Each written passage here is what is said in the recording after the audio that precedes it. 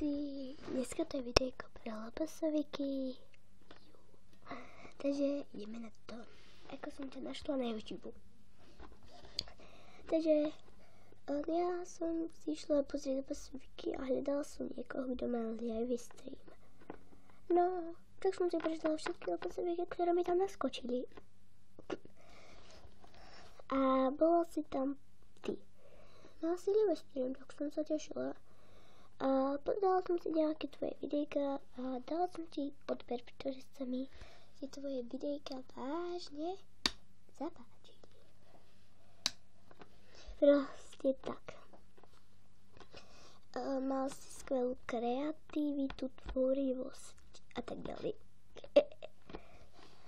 Veľmi sa mi páčilo aj toto music video, čo si natočila, aj preložila, aj tak ďalej. No, v live streamu som musela chvíľu počkať, lebo som tvoj kanál našla o 2 hodiny skôr, než bol live stream. Tak som išla na televíziu, bola som vtedy u babky a tam som si pozrela tvoj kanál, aby som náhodou na tvoj kanál nezabudla.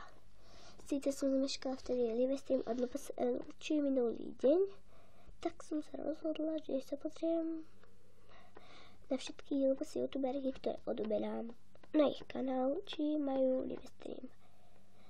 No, keď som mala ten live stream, tak som ti hneď napísala, že ahoj, lebo som nevidela, čo mám robiť.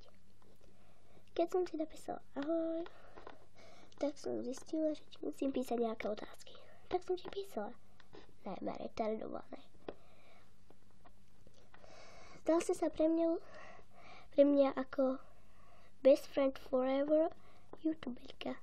Napríklad ako je LPS Elča, LPS Jolanda, LPS Lu1, tak nejak. Takže best friend forever youtuberka. Takže youtuberka. Neviem, či to niekto vymyslel dobre. Takže proste si tak som sa nejak našla, páčili sa mi tvoje videá. Ďalej. Keď skončil live stream, som sa nudila, nič som nevedela robiť, len som rozmýšľala nad tým live streamom. Bolo to nudné, keď to skončilo. Chceš to počuť, ale bála som sa, pretože som bola v izbe tam, kde mi zobral detko pred 3 týždňami. Tak tam mal všade sviečky. A jeho obrázok som sa úplne bála. Dobre, to nejdeme rozberať. Takže tak som to nejak našla. Snáď sa ti to rozprávanie o tom, ako som ťa našla, páčilo. A snáď sa na nejakom mieste zúčastním. A